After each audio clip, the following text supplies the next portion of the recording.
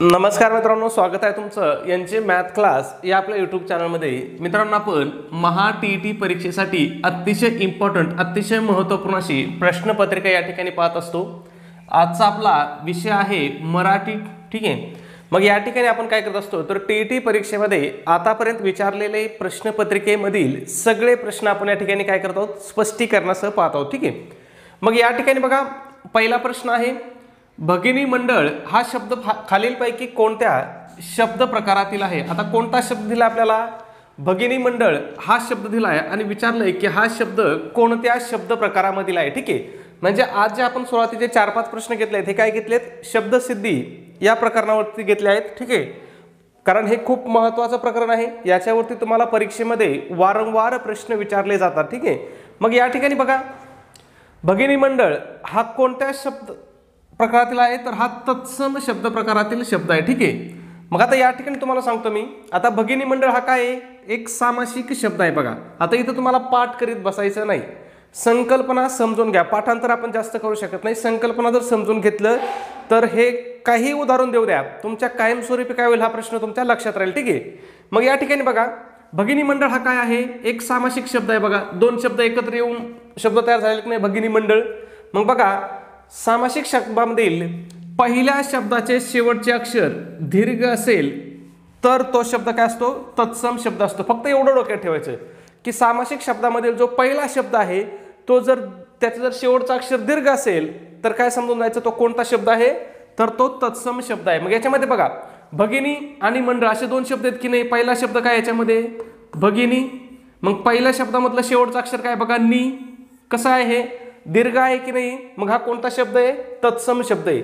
असेच बाकीचे उदाहरणं बघा, उदाहरणं अजिबात पाठ करू नका, फक्त तुम्हाला दाखवायसाठी घेतलेत मी, पाठ करू नका, एवढं लक्षात ठेवा, हे उदाहरणं पाठ करायची गरज नाही। बघा, महिपाल, बघा पहिला शब्द काय आहे मही, कसा आहे दीर्घ आहे की नाही। लक्ष्मी पुत्र, बघा पहिला शब्द काय आहे लक्ष्मी, दीर्घ आहे की नाही।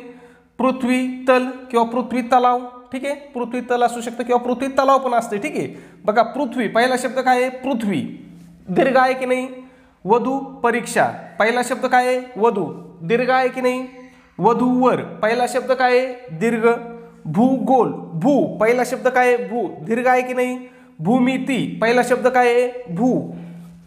नदी तीर, पहिला शब्द काय आहे, म्हणजे पहिल्या अक्षरामधील शेवटचा शब्द काय आहे दी, म्हणजे काय आहे दीर्घ आहे। रजनी, नी आहे की नाही दीर्घ। गौरी हर, पहिला शब्द काय आहे गौरी, गौरीतला शेवटचा शब्द काय आहे री, दीर्घ आहे। भगिनी मंडळ हा तर आपला प्रश्न होता। कस्तुरी मूर्ख, दासीजन, म्हणजे बघा पहिल्या शब्दामधलं शेवटचं अक्षर काय असलं पाहिजे दीर्घ असलं पाहिजे। असं जर असेल आणि तो सामासिक शब्द असेल तर बिंदास आपलं उत्तर लिहून टाकायचं तत्सम शब्द, पाठ करत बसायचं नाही। ठीक आहे, काही गोष्टी तुम्ही फक्त संकल्पना समजून घ्या, पाठांतर करायची आवश्यकता नाही। ठीक आहे, पुढचा प्रश्न बघूया, प्रश्न क्रमांक 2, पर्यायी उत्तरातील गटाबाहेरचा शब्द कोणता।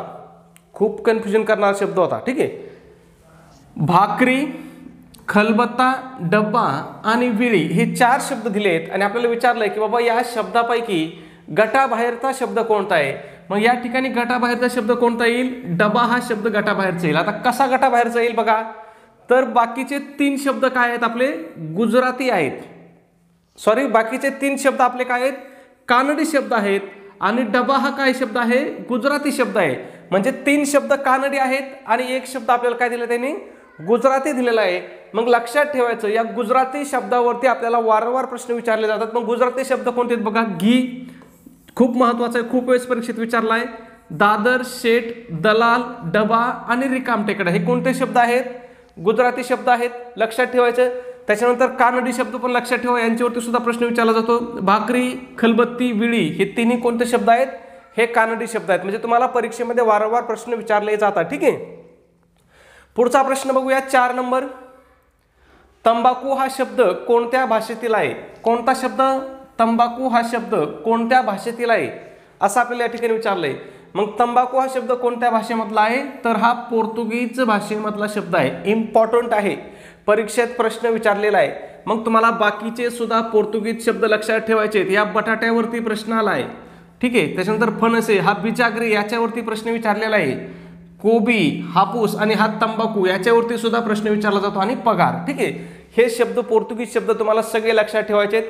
याच्यावरती बघा बटाट्यावरती प्रश्न होता, बिजागरीवरती प्रश्न होता आणि तंबाखूवरती सुद्धा प्रश्न होता. म्हणजे हे तिन्ही शब्द तर काय करायचे तुम्हाला तोंडपाठच करून ठेवायचे आहेत. ठीक आहे, पुढचा बघा घी वरती तुम्हाला सांगितलं होतं की नाही मी घी हा शब्द कोणत्या भाषेतून आलेला आहे, कोणत्या भाषेतला आहे घी शब्द, गुजराती आहे. मग गुजराती भाषेतले शब्द लक्षात ठेवायचे बघा घी, दादर, शेट, दलाल, डबा आणि रिकामटेकडा. ठीक आहे, हे शब्द गुजराती भाषेमधून मराठी भाषेमध्ये आलेले आहेत. लक्षात ठेवा परीक्षेमध्ये वारंवार याच्यावरती प्रश्न विचारले जात आहेत.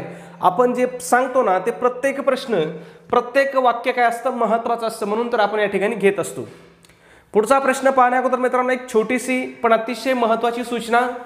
आपण महा टीईटी परीक्षेसाठी अतिशय इम्पॉर्टंट अतिशय महत्त्वपूर्ण अशी टेस्ट सिरीज या ठिकाणी सुरू केली आहे.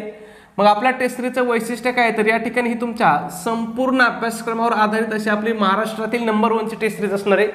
मग या टेस्ट सिरीजमध्ये तुम्हाला काय भेटेल बघा, तर तुम्हाला एकूण 10 टेस्ट पेपर भेटतील. त्याचबरोबर तुम्हाला आतापर्यंत झालेल्या टीईटीच्या सर्व प्रश्नपत्रिका तुम्हाला या ठिकाणी उत्तरासहित प्रोव्हाइड केल्या जातील. ठीक आहे, त्याचबरोबर या 10 टेस्टवरतीच तुम्हाला फ्रीमध्येच अतिशय IMP अशा नोट्स सुद्धा तुम्हाला प्रोव्हाइड केल्या जातील. खूप इम्पॉर्टंट खूप महत्त्वपूर्ण अशा नोट्स सुद्धा या ठिकाणी तुम्हाला प्रोव्हाइड केल्या जातील. मग यामध्ये कोणकोणते विषय असतील बघा, मराठी असेल, इंग्रजी असेल, गणित बुद्धिमत्ता असेल, इतिहास असेल, भूगोल असेल, त्याचबरोबर मानसशास्त्राच्या सुद्धा अतिशय IMP अशा नोट्स असतील. म्हणजे याच्या बाहेर तुमचा प्रश्नच जाणार नाही. म्हणजे 30 पैकी 25+ मार्क तुम्ही या मानसशास्त्रामध्ये आपल्या नोट्समधून सहज घेऊ शकता. ठीक आहे, म्हणजे जर आपल्या एवढ्या नोट्सचा जरी तुम्ही अभ्यास केला तरी तुम्ही 100+ मार्क काय या ठिकाणी सहज परीक्षेमध्ये घेऊ शकता. ठीक आहे, मग या सगळ्या मटेरियलची किंमत किती मित्रांनो, तर फक्त 200 रुपये किंमत आहे. परंतु त्याच्यामध्ये सुद्धा विद्यार्थ्याच्या मागणीस्तव आपली ऑफर चालू आहे. आणि जर तुम्ही ऑफरनुसार जर आज आपली टेस्ट सिरीज घेतली तर ही तुम्हाला काय होईल फक्त आणि फक्त 139 रुपयाला तुम्हाला ही आपली टेस्ट सिरीज पडेल. मग हे 139 रुपये तुम्हाला कुठं पे करायचे तर गुगल पे असेल, फोनपे असेल. या ठिकाणी आपला नंबर आहे बघा 96 89 14 16 30. पुन्हा एकदा सांगतो 96 89 14 16 30 हा आपला गुगल पे फोनपे नंबर आहे. या नंबरवरती तुम्हाला काय करायचं आहे 139 रुपये पे करायचे आहेत. आणि तुम्ही जे पैसे पाठवले त्याचा एक काय करायचा एक स्क्रीनशॉट काढायचा आहे आणि तो स्क्रीनशॉट मला व्हॉट्सॲपला शेअर करायचा आहे. व्हॉट्सॲपला सुद्धा आपला हाच नंबर आहे 96 89 14 16 30 हाच आपला व्हॉट्सॲप नंबर आहे. व्हॉट्सॲपवरती तुमचा स्क्रीनशॉट मिळाल्याबरोबर 5 मिनिटाच्या आतमध्ये तुम्हाला संपूर्ण मटेरियल या ठिकाणी प्रोव्हाइड केलं जाईल. आणि हे कशा स्वरूपात प्रोव्हाइड केलं जाईल तर व्हॉट्सॲपला तुम्हाला हे PDF फाईलच्या स्वरूपामध्ये हे मटेरियल तुम्हाला प्रोव्हाइड केलं जाईल. ठीक आहे, पुढचा प्रश्न बघूया आपण 5 नंबर. खालील परप्रांतीय भारतीय शब्द कोणत्या प्रांतातून आले आहेत ते सांगा.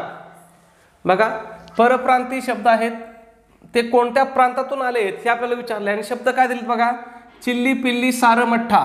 चिल्ली पिल्ली सारमठ्ठा हे शब्द कोणत्या परप्रांतीय भाषेतून किंवा कोणत्या देशी भाषेतून मराठी भाषेत आलेत असं आपल्याला विचारलंय. मग बघा हे कोणत्या भाषेतून आले तर हे तामिळी प्रांतामधून आलेले किंवा तामिळ भाषेतून आलेले हे शब्द आहेत. ठीक आहे, आता आपल्याला इथं काय विचारलं होतं कोणत्या प्रांतातून आलेत असं विचारलं होतं म्हणून आपलं उत्तर काय आलं तामिळी प्रांतातून. ठीक आहे, आणि हे तमिळी भाषेतले शब्द आहेत. मग कोणते शब्द आहेत बघा चिल्ली पिल्ली सारमठ्ठा भेंडी अय्या. लक्षात ठेवा हे 3 तर लक्षातच ठेवायचे. चिल्ली पिल्ली सारमठ्ठा खूप इम्पॉर्टंट आहेत, यांच्यावरती परीक्षेत प्रश्न विचारलेले आहेत. ठीक आहे, लक्षातच ठेवायचे. पुढचा 6 नंबर प्रश्न. रामकृष्ण हे कोणत्या समासाचे उदाहरण आहे. आपण तुम्हाला सांगितलं होतं रामकृष्णची फोड काय होईल बघा बरं. रामकृष्ण फोड काय होईल राम आणि कृष्ण. फोड काय होईल राम आणि कृष्ण. मग तुम्हाला काय सांगितलं होतं मी समासाचा विग्रह करताना जर आणि व येत असेल तर त्याला आपण कोणता समास म्हणतो तर त्याला इतरेतर द्वंद्व समास म्हणतो. काय म्हणतो इतरेतर द्वंद्व समास म्हणतो. आता इथं ऑप्शन आपल्याला बघा अव्ययीभाव समास ऑप्शन आहे, कर्मधारय समास ऑप्शन आहे, बहुव्रीही समास ऑप्शन आहे आणि द्वंद्व समास ऑप्शन आहे. मग आपल्याला उत्तर काय लिहावं लागेल इथं द्वंद्व समास हे आपल्याला उत्तर लिहावं लागेल. आता कदाचित पुढच्या वेळेस प्रश्न विचारताना तुम्हाला इथं द्वंद्व समास हा प्रकार न देता इतरेतर द्वंद्व समास हे ऑप्शन सुद्धा देऊ शकतात. कारण हा काय द्वंद्व समासाचाच उपप्रकार आहे. ठीक आहे, द्वंद्व समासाचा हा काय आहे, उपप्रकार आहे इतरेतर द्वंद्व समास. म्हणजे याच्यामध्ये काय असतं, दोन गोष्टी असतात सारख्याच, दोन्ही काय असतात, सारख्याच असतात. म्हणजे बघा राम कृष्ण, राम आणि कृष्ण. त्याच्यानंतर जर अजून पाहिलं तुम्ही आई बाप, बघा आई आणि बाप मध्ये विग्रह करताना कोणता शब्द घातला आपण, आणि. हरिहर, हरी आणि हार. ठीक आहे, विटी दांडू, विटी आणि दांडू म्हणजे आणि किंवा व हे शब्द मध्ये येतात. मग त्यावेळेस तो कोणता समास लिहायचा आहे, इतरेतर द्वंद्व समास लिहायचा. ठीक आहे, आता समास लिहित असताना काय करायचं आपल्याला, समास कशावरून ओळखायचा, शब्दावरून की शब्दाच्या विग्रहावरून, हे लक्षात ठेवा. समास आपल्याला शब्दाच्या विग्रहावरून ओळखायचा असतो, शब्दावरून अजिबात नाही. एकच शब्द दोन दोन समासामध्ये सुद्धा आलेले आहेत, कारण त्यांचे दोन दोन प्रकारे विग्रह होतात. म्हणजे आपण जसा विग्रह करू तसा त्याचा उत्तर बदलतं. ठीक आहे, हे लक्षात ठेवायचं. पुढचा प्रश्न 7 नंबर, छत्रपती शिवरायांना दिव्य दृष्टी होती या वाक्यातील अधोरेखित केलेल्या शब्दाचा समास ओळखा. कोणत्या शब्दाला अधोरेखित केलेला आहे, दिव्य दृष्टी या शब्दाला अधोरेखित केलेला आहे. आणि या शब्दाचा आपल्याला काय ओळखायला सांगितलं आहे, समास ओळखायला सांगितलं आहे. ठीक आहे, मग बघूया ऑप्शन काय आहेत आपल्याला, अव्ययीभाव समास, कर्मधारय समास, द्वंद्व समास आणि बहुव्रीही समास. तर यापैकी हे काय आहे, आता दिव्य दृष्टीचा विग्रह काय होतो, दिव्य अशी दृष्टी, याचा विग्रह काय होईल, दिव्य अशी दृष्टी. ठीक आहे, मग त्याला आपण काय म्हणतो, कर्मधारय समास म्हणतो. आता कर्मधारय समास कसा ओळखायचा बघा, याच्यातलं काय असतंय बघा, कर्मधारय समासामधले पहिलं पद जे आहे ना, हे काय असतंय, विशेषण असतं. आणि दुसरं पद हे काय असतं, विशेष्य असतं. म्हणजेच काय असतं, नाम असतं. लक्षात ठेवा, विशेष्य असतं म्हणजेच काय असतं, नाम असतं.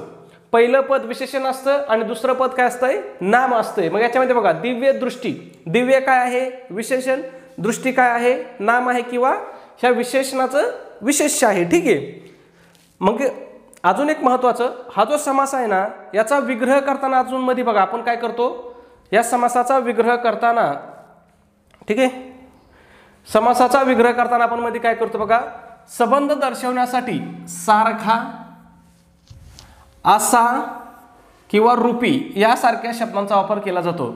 मग याचे जर अजून उदाहरण पाहिले बघा, नीलकमल काय आहे, नीलकमल, नीलकमल म्हणजेच काय, निळं असं कमल म्हणजे निळ्या रंगाचं कमल.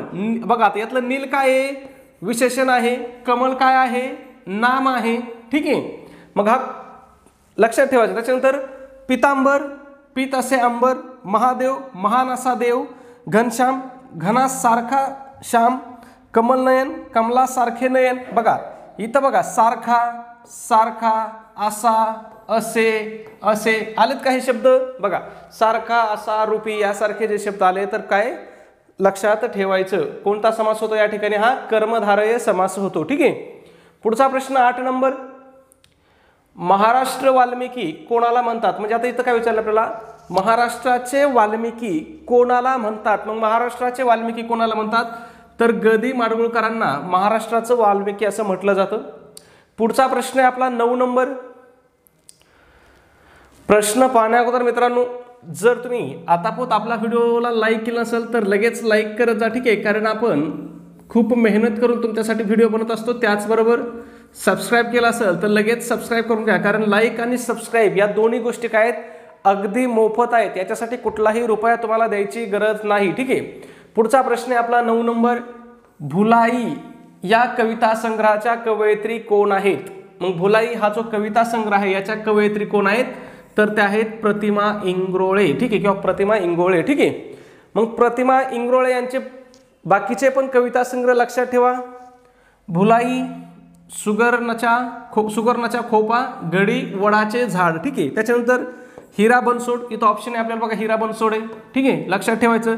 निकाय सुगवा, युगवानी फिर्याद, कल्पना दुधाळ, धग असतेच आसपास, विरजा, निरन्वय, वेण्णा, ओला हरवलेली माती. आता हे तुम्हाला बाकीचे पर्यायाचं का लक्षात ठेवायचं आहे, तर या ठिकाणी काय करू शकतात, प्रश्न जशाचा तसा ठेवू शकतात आणि फक्त हे भुलाई कट करतील आणि भुलाई ऐवजी याच्यातलं कुठलंही एखादं घेतील. समजा घेतील वेणा, काय वेणा हा कविता संग्रह किंवा ही जी साहित्य कृती आहे ही कोणाची आहे असं विचारतील. मग वेणा कोणाची आहे, तर ती विरजाची आहे. ठीक आहे, बघा विरजा किंवा निर्जा, ठीक आहे. इथं निर्जा आहे, इथं विरजा आहे, काहीतरी टायपिंग मिस्टेक असेल, ठीक आहे. मग लक्षात ठेवायचं. त्याच्यामुळे थोडाफार काय करू शकतात, ते बदल करून प्रश्न आहे असा पुन्हा विचारू शकतात. त्याच्यामुळे तुम्हाला अभ्यास करत असताना काय करायचं आहे, थोडा स्मार्ट स्टडी करायचा आहे. चारही पर्यायावरती तुम्हाला प्रश्न बघायचे आहेत. 10 नंबर प्रश्न काय आपल्याला, विरुद्धार्थी नसलेली जोडी ओळखा. आता मित्रांनो, तुम्हाला एक अभ्यास करताना एक सोपं लक्षात सांगतो. मला माहिती आहे याच्यातले बरेच जण काय आहेत, ऑलरेडी शिक्षक आहेत, बरेच जण काय आहेत, भावी शिक्षक आहेत, ठीक आहे. अभ्यास करताना म्हणजे तुम्ही काहीही वाक्य जर तुम्ही वाचलं किंवा तुम्ही काहीही वाचत असाल तर त्यावेळेस इथं लक्षात ठेवायचं की बाबा, जर मी पेपर सेट करणार असतो तर मी इथं कसा प्रश्न विचारला असता, एवढंच लक्षात ठेवायचं.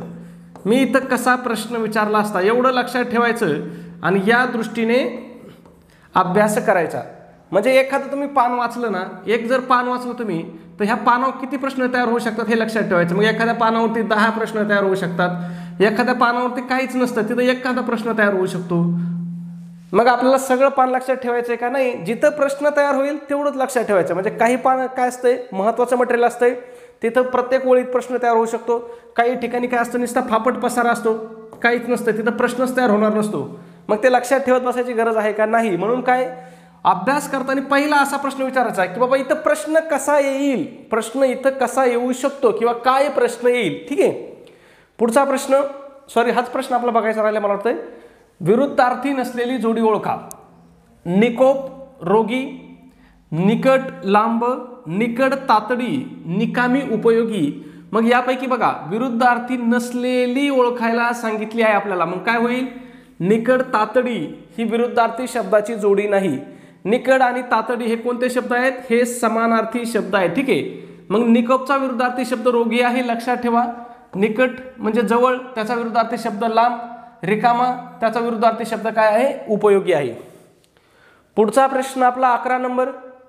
भावे प्रयोगात क्रियापदाचा डॅश डॅश याला प्राधान्य असतं. कशामध्ये, भावे प्रयोगामध्ये. मग भावे प्रयोगामध्ये क्रियापदाच्या भावाला प्राधान्य असतं, म्हणून तर त्याचं नाव काय आहे, भावे प्रयोग आहे, लक्षात ठेवा.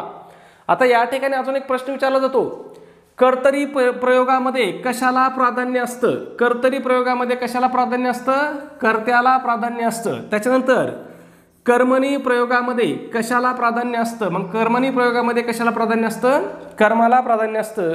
आणि भावे प्रयोगामध्ये क्रियापदाच्या भावाला प्राधान्य असतं, म्हणून त्याला भावे प्रयोग म्हणतात. आता इथं एक अजून महत्त्वाचा प्रश्न विचारला जातो, लक्षात ठेवा. भावे, ठीक आहे, भावे प्रयोगातील क्रियापद हे काय आहे, कर्ता किंवा कर्माच्या तंत्रानुसार बदलत नसून. म्हणजे कर्ता किंवा कर्माच्या तंत्रानुसार क्रियापद बदलत नाही. भावे प्रयोगामधलं क्रियापद बदलत नाही, ठीक आहे. कर्त्याने पण बदलत नाही आणि कर्माने सुद्धा बदलत नाही.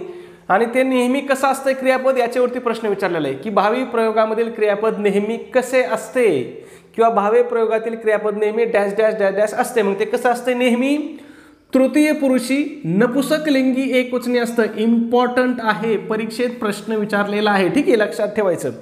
पुढचा प्रश्न 12 नंबर. अर्थानुसार पुढील पैकी अयोग्य जोडी ओळखा. आता अयोग्य जोडी ओळखायची म्हणजे कोणती जोडी ओळखायची आपल्याला, चुकीची जोडी ओळखायची आहे, लक्षात घ्या. वाचताना व्यवस्थित वाचायचं, ठीक आहे. मग बघू, पीक कोकिळ, मत्सर द्वेष, बाक वाकडेपणा, भांडे पात्र. म्हणजे हे काय समानार्थी शब्द आहेत. मग पहिलंच जोडी आपली काय आहे, चुकीची जोडी आहे. म्हणजे हेच आपलं उत्तर असणार आहे, पीक कोकिळ, ठीक आहे. पिकाचा समानार्थी शब्द कोकिळ होत नाही. मत्सरचा समानार्थी शब्द द्वेष होतो. बाक म्हणजेच वाकडेपणा. भांडे त्याला आपण पात्र पण म्हणतो, ठीक आहे. सोपा प्रश्न होता, काय जास्त पाठ करत बसायची गरज नाही. हे तर खूप सोपे प्रश्न असतात. जर मी तिथे डॅश डॅश तर हे भांडण होऊच, जर मी तिथे असतो तर हे भांडण होऊच दिले नसते. पण आता बघा इथं काय दिलं आपल्याला, असतो नाही दिला, असते दिले आणि दिले नसते, हे सुद्धा बरोबर आहे. जर मी तिथे असते तर हे भांडण होऊच दिले नसते, ठीक आहे. पुढचा प्रश्न 14 नंबर. निशुल्क या शब्दाला कोणता शब्द समानार्थी नाही. बघा, शब्द समानार्थी नाही असं विचारलंय, ठीक आहे. कोणत्या शब्दाला, निशुल्क. मग निशुल्क म्हणजेच काय, विनाशुल्क. निशुल्क म्हणजेच काय, मोफत. निशुल्क म्हणजेच काय, बिनमोल. आणि त्याचा समानार्थी शब्द नसणारा शब्द कोणता होईल, सशुल्क होईल, ठीक आहे. पुढचा 15 नंबर प्रश्न. पुढीलपैकी कोणते द्विगु समासाचे उदाहरण नाही? बघा इतका सिंपल प्रश्न टाकला होता, परंतु या ठिकाणी तुमचं कन्फ्युजन होऊ शकतं असा प्रश्न होता. ठीक आहे, काय विचारलंय? द्विगु समासाचं उदाहरण नाही असं विचारलंय. ठीक आहे, मग या ठिकाणी बघा नवरात्र, त्रिभुवन, 4-5 आणि पंचवटी. बघा चारही शब्दाच्या सुरुवातीला काय दिले त्यांनी? संख्या विशेषण दिले. ठीक आहे, संख्या दिली, संख्या विशेषण म्हणणं येणार नाही. काय दिलंय? संख्या दिली. ठीक आहे, परंतु इथं 4-5 मध्ये संख्या विशेषण आहे का? हे काय आहे? 4 किंवा 5, 4 किंवा 5 म्हणजे हा काय आहे? इतरेतर समास आहे. इतरेतर द्वंद्व समास आहे. हा कोणता समास आहे? 4-5 काय आहे?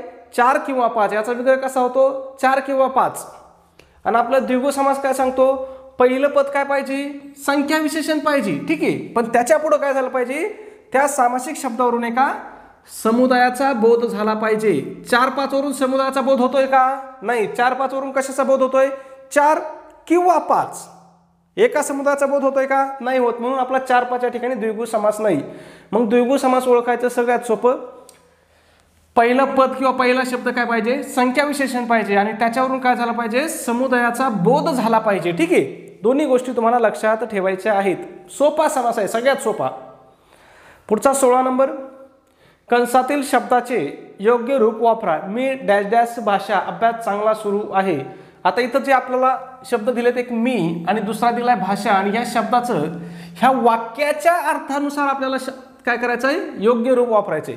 मग अशा प्रश्नामध्ये काय करायचं असतं? बघा जे आपलं वाक्य आहे ना, ह्या वाक्यातून होणाऱ्या अर्थबोधाचा विचार करायचा असतो की त्या अर्थानुसार ते वाक्य जुळलं पाहिजे आणि त्याच्यातून आपल्याला काय करायचं असतं? एक अर्थपूर्ण वाक्य तयार करायचं असतं. मग बघू, मी आणि भाषा शब्द आहेत. माझा भाषेचा अभ्यास चांगला सुरू आहे. माझा भाषेची, भाषेची होईल का? नाही होणार. मला भाषेची अभ्यास चांगला सुरू आहे, होईल का? नाही होणार. ठीक आहे, दोन्ही शब्द चुकीचे आहेत. मी भाषेत नाही होणार. मग काय होईल? माझा भाषेचा, मीचं काय होईल? माझा, आणि भाषाचं काय होईल? भाषेचा. ठीक आहे, अभ्यास चांगला सुरू आहे. पुढचा प्रश्न 17 नंबर, आकाश ढगांनी भरलेले होते. ढगांनी भरलेले या शब्दसमूहाबद्दल एक शब्द वापरा. कसं? ढगांनी भरलेले या शब्दसमूहाबद्दल काय करायचा? एक शब्द वापरायचा आहे. मग त्याला आपण काय म्हणतो? नीलाच्छादित म्हणतो का? नाही. आच्छादित म्हणतो का? फक्त नाही. शुभ्राच्छादित नाही. मेघाच्छादित हा योग्य शब्द असेल. ठीक आहे, मेघ म्हणजेच काय? ढग. आणि आच्छादित म्हणजे काय? तर आवरण असलेलं किंवा भरलेलं असलेलं किंवा झाकण असलेलं. ठीक आहे, मग बघा ढगाचे समानार्थी शब्द तुम्हाला लक्षात ठेवायचे. मेघ आहे, अंबर आहे, अब्र आहे, अबुंद आहे, पयोदर आहे, पयोद आहे. ठीक आहे, परीक्षेत विचारले जातात, लक्षात ठेवा. पुढचा प्रश्न 18 नंबर, योग्य विरुद्धार्थी शब्दची जोडी ओळखा. योग्य विरुद्धार्थी जोडी ओळखा. विरुद्धार्थी जोडी ओळखायला सांगितली. नीटस, ओबडधोबड योग्य सांगितली, हीच योग्य आहे ना आपली. पुढची वाचायची गरज काय? नीटस, त्याला आपण ओबडधोबड म्हणतो. नितळ, स्वच्छ समानार्थी आहे. त्याच्यानंतर निढळ, कपाळ, नितांत, अत्यंत ह्या जोड्या काय आहेत? समानार्थी आहेत. आणि नीटस आणि ओबाडथोबाड ही काय आहे? योग्य अशी विरुद्धार्थी शब्दाची जोडी आहे. पुढचा प्रश्न आपला 19 नंबर, आर्य भारत ही रचना कोणाची आहे? कोणती? आर्य भारत ही रचना. मग कोणाची ही रचना? तर ही रचना मोरोपंत यांची आहे. ठीक आहे, पुढचा प्रश्न आपला 20 नंबर, पदरमोड करणे याचा अर्थ सांगा. इथं आपल्याला काय दिलाय? एक वाक्प्रचार दिलाय, पदरमोड करणे, आणि आपल्याला त्याचा अर्थ या ठिकाणी विचारलेला आहे. ठीक आहे, मग या प्रश्नाचं योग्य उत्तर काय करायचं आहे तुम्हाला कमेंटमध्ये सांगायचं आहे. त्याचबरोबर सबस्क्राईब केलं नसेल तर लगेच सबस्क्राईब करून घ्या. आणि व्हिडिओ आवडला असेल मित्रांनो तर प्लीज व्हिडिओला एक लाईक करा आणि आपला व्हिडिओ तुम्हाला कसा वाटतो हे सुद्धा कमेंटमध्ये नक्की सांगत चला. ओके, धन्यवाद मित्रांनो.